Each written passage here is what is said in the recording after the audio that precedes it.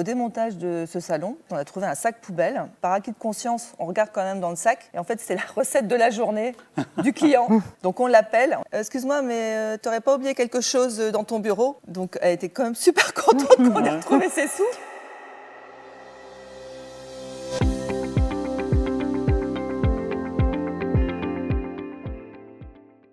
Bonjour à tous. Bonjour à tous. Pouvez-vous vous présenter? François Motte, responsable informatique depuis 30 ans. Catherine Bucher, assistante de direction depuis longtemps.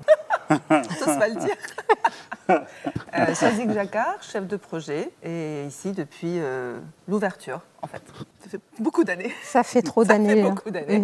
On compte plus. Comment êtes-vous arrivé à l'île Grand Palais et à quel poste? Eh bien moi, je suis arrivée au Palais des Congrès et de la Musique de Lille en 1983. Du coup, là, je me trahis sur le nombre d'années, en tant que qu'hôtesse d'accueil standardiste. Et ensuite, j'ai suivi donc, pour l'île Grand Palais avec la construction, enfin tout ce qui s'en est suivi, bien sûr. Alors moi, je vais dessus parce qu'en fait, Oui. Moi, je suis arrivée en 90 dans l'ancienne structure Palais des Congrès et de la Musique pour remplacer le premier congé maternité de Catherine Bucher, de ma voisine. Et au bout de 6 mois, en fait, ils avaient encore un peu besoin de moi. Et donc Catherine est revenue et moi, j'ai bifurqué à un poste plutôt de communication marketing. Et je suis restée jusque maintenant, en fait, à l'île Grand Palais maintenant en tant que chef de projet. Oui, moi je suis arrivé en tant que responsable informatique. Le poste n'a pas beaucoup changé. Par contre, l'informatique a beaucoup évolué en 30 ans. Je suis arrivé, il n'y avait que 5 postes. Maintenant, il y en a beaucoup plus. Racontez-vous votre premier jour. Moi, je vais commencer. Vas-y. Donc le premier jour, je suis arrivé, c'était la fête de Noël, je connaissais personne. Je suis rentré tout de suite dans cette ambiance de fête, d'activité, et j'ai tout de suite adhéré à cette activité de fête et de participer pour que la fête soit bien. Voilà, c'était mon premier jour et c'est toujours la fête.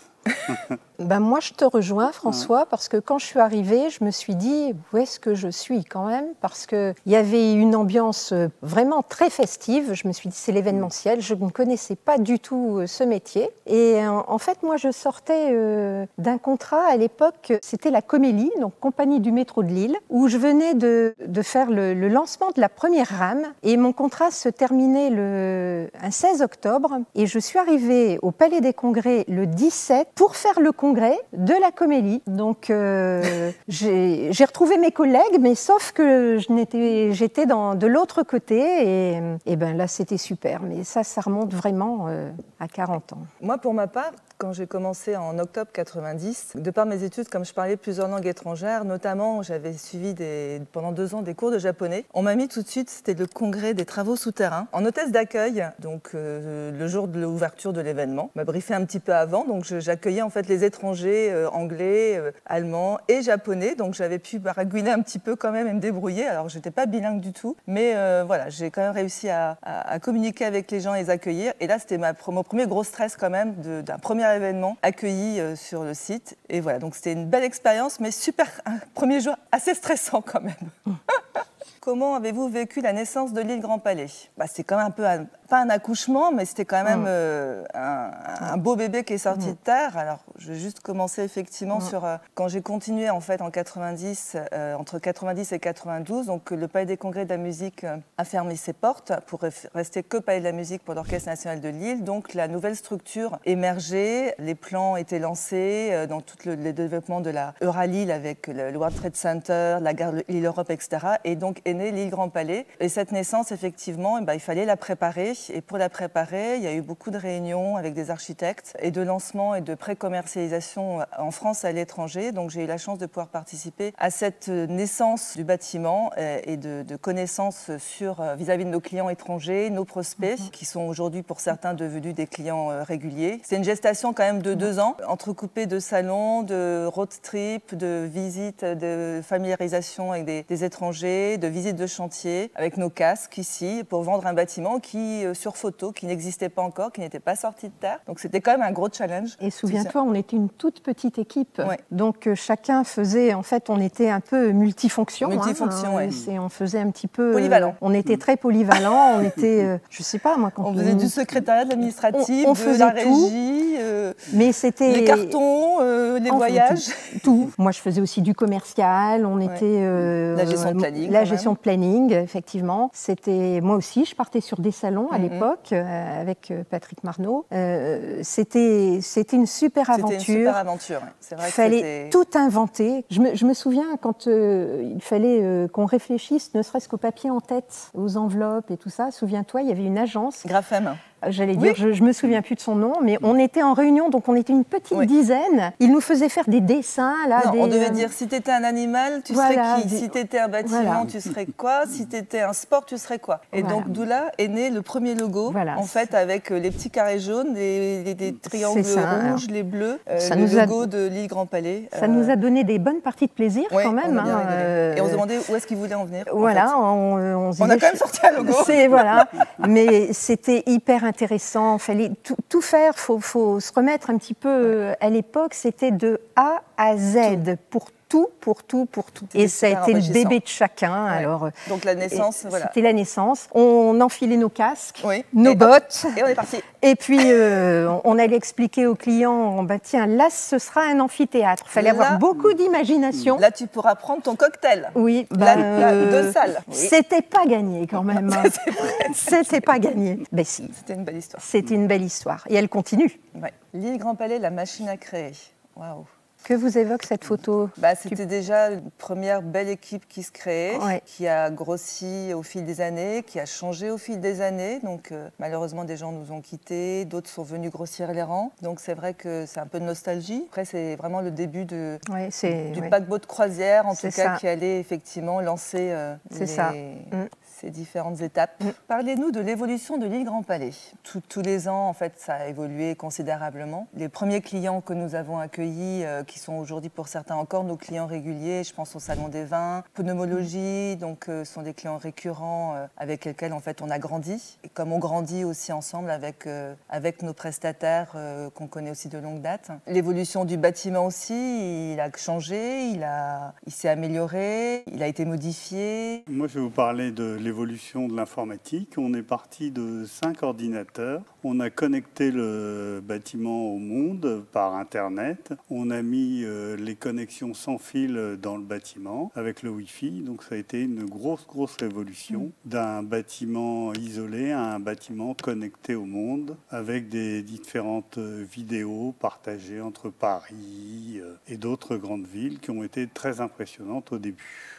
Et maintenant, c'est de l'activité courante. Votre souvenir le plus inattendu ici? Sur un salon d'un client régulier à nous, un très bon client, c'était en 2000, en novembre 2000. Et en fait, au démontage de ce salon, il y a le régisseur qui me dit « Soisic, on a vidé, en fait, on vidait le placard du client du bureau orga pour voir s'il laissait rien et tout. Puis en fait, on a trouvé un sac poubelle. On dit « Bon, on va le jeter et tout. » Je dis « Bon, par acquis de conscience, on regarde quand même dans le sac. » Et en fait, c'est la recette de la journée du client. Il y avait plus de 50 000 francs à l'époque. Et le client était déjà reparti dans son train pour Paris. Donc on l'appelle, on dit excuse-moi, mais t'aurais pas oublié quelque chose dans ton bureau? Donc elle était quand même super contente qu'on ait retrouvé ses sous. Elle n'avait même pas percuté. Bon réflexe de la régie. Je ne m'attendais pas à marcher une fois tout en haut du Zénith sur les grilles. Oui, ça je l'ai fait aussi. Monter sur le sur le grill du Zénith, on montait. Et je ne m'attendais pas un jour à faire ça. C'est haut quand même. Est-ce que tu as mis les pieds? Est-ce qu'ils ont enlevé une grille et tu as mis les pieds dans le vide? Oui, c'est ça. Donc, c'était quand même hyper impressionnant. Et depuis, quand je vais au Zénith et que je regarde tout là-haut, je me dis quand même. C'est un peu haut. C'est un peu haut. Voilà. Si vous pouviez remonter le temps, à quel moment aimeriez-vous revivre l'île Grand Palais et le Zénith? Alors moi, c'est la Coupe du Monde en 98. parce que là, franchement, il y avait une super ambiance. En fait, comme l'équipe de France se qualifiait, la direction a décidé de reprendre les droits pour pouvoir projeter au Zénith. Donc, alors je suis pas très foot. Donc, quart de finale, demi-finale et la finale. Donc, on a gagné. Et donc, on a fait une opération en même temps, une opération VIP. On a invité nos clients, nos prospects, et tout le personnel contribuait en fait à cet accueil en fait au Zénith. Donc, moi, j'étais à la billetterie avec bleu, blanc, rouge, grimé et tout. Il y avait d'autres personnes qui étaient au bar, et il y avait un monde de fous puisque c'était un événement en fait où on invitait nos clients et prospects, et l'ambiance était franchement canon. Et j'ai eu la chance de pouvoir, alors c'était une copie, porter la coupe dans mes mains. Voilà, moi je suis pas très foot, mais rien que l'ambiance, franchement, c'était à vivre, et si c'était à refaire, je le referais bien.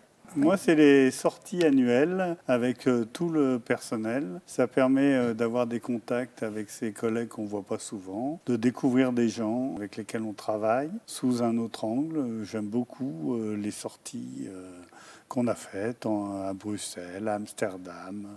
Les péniches. Les péniches. C'est l'un des moments que j'aimerais bien revivre. Après, s'il y a un super événement qu'on a fait, la conférence des instructeurs de Zumba. Donc, c'était une première mondiale qui se tenait hors mur, hors États-Unis. C'était 2000 participants, donc 2000 profs de danse de la Zumba qui se réunissaient ici donc en 2013. Et tout le bâtiment, en fait, était une antre de danse. C'était quand même assez atypique. C'était la première fois que je voyais des congressistes qui rentraient dans le bâtiment, habillés en shorty, en brassière, avec la serviette sur l'éponge, et qui se dodinaient des fesses. Donc, c'était quand même assez drôle et vraiment décalé par rapport au congrès qu'on pouvait accueillir. Et puis, il y avait plein d'ambiances différentes. Il y avait la Zumba burlesque. Donc, les jeunes femmes, elles étaient avec talons aiguilles à danser à talons aiguilles, mais j'imagine jamais elles vont y arriver. Mais elles y arrivaient quand même, avec les petites tenues affriolantes. Et elles faisaient leur cours, en fait. Il y avait de la country, il y avait de la salsa, du merengue. Et c'était franchement vraiment drôle à voir. Et on a failli faire Aquazumba parce qu'en fait, on a eu un gros problème technique. Je ne sais pas si tu te souviens, l'inondation. Ah oui, oui. On a une canalisation qui a pété. Ouais. Dans la rue d'accueil, on épongeait, mais il y avait des flaques d'eau. On dit, on va faire de l'aquazumba. Donc, on est parti. On rigolait pas sur le moment parce que franchement, il y en avait partout. Et puis voilà. Mais bon, ça c'est la petite anecdote. On a bien ri, mais ouais, c'était un super événement. Quelle est la rencontre professionnelle qui vous a le plus marqué ces 30 dernières années? Moi, c'était un personnage. C'était Chantal Ancio, du congrès de pneumologie, donc qui a pris sa retraite il y a 4 ans. C'était une belle rencontre professionnelle, très carrée et très respectueuse des choses et du travail, avec un très bel événement derrière qui a su évoluer aussi au bout de plusieurs années parce qu'on l'accueille quand même assez régulièrement. Donc c'est son assistante qui a pris le relais et moi ça fait partie des belles rencontres professionnelles que j'ai pu avoir. Il y en a beaucoup, de belles rencontres professionnelles. Moi, pour rebondir un petit peu par rapport à Chantal Ancio, il y a eu également Luce Boulanger, le congrès des notaires, qui est un congrès également qui est énorme. Il fallait monter des structures à l'extérieur. De toute façon, on était trop petits. Même ici, on était trop petits. Moi, c'est un responsable informatique de Béguincé que j'ai vu pendant de longues années. Et on échangeait nos projets. Et ce qui était assez marrant, c'est qu'on avait les mêmes projets qui tombaient à peu près en même temps. Et à chaque fois, on tombait sur les mêmes solutions. Donc c'était très rassurant et intéressant de voir que dans d'autres sociétés, on arrivait au même but. Et ça m'a beaucoup marqué, ça. Quel événement aimeriez-vous organiser ici? Vous avez carte blanche. Moi, j'adorerais organiser une soirée en fait en roller. Dans les halls d'exposition. Mon kiff, ce serait de faire du roller, boîte de nuit, avec, sur la Dalle Expo, qui glisse bien. D'accord. Ça, je dis, on a la place pour faire une compétition de karting. Tiens, il y a la place. Mais bon, c'est peut-être un peu utopique, mais bon. Un petit mot pour nos 30 ans. On souhaite aller encore jusque plus loin encore et faire évoluer le bâtiment et grandir ensemble dans la joie et la bonne humeur. Toujours. Toujours. Ça fait partie de notre ADN. Et puis encore avoir des belles rencontres, tant en professionnel avec nos clients et nos prestataires aussi, nos partenaires avec lesquels on travaille au quotidien aussi. Je pense que c'est important d'avoir cet équilibre-là, d'être en collectif, tous ensemble, sur la transformation des événements, parce que d'une idée de base, en fait, on transforme pour faire quelque chose qui soit spectaculaire ou formidable à l'issue, et que le client soit content, et que tout se passe bien, et qu'on enchaîne derrière avec d'autres événements, et qu'il y ait toujours cette rotation, ce turnover, qu'il n'y ait pas de temps mort, que ça bouge, que ça vive. Souviens-toi, à nos 20 ans, on a dit nous aurons toujours 20 ans. C'est vrai. Et déjà 30 ans. Et on a déjà 30 ans. Attends, ça va vite. Hein. Oui, ça va très très vite. Longue vie. Longue vie. Longue vie. Longue vie à nous. Et longue vie à l'île Grand Palais. On vous C'est souhaite là donc, où- c'est là où on dit Très joyeux Joyeux anniversaire. anniversaire à tous.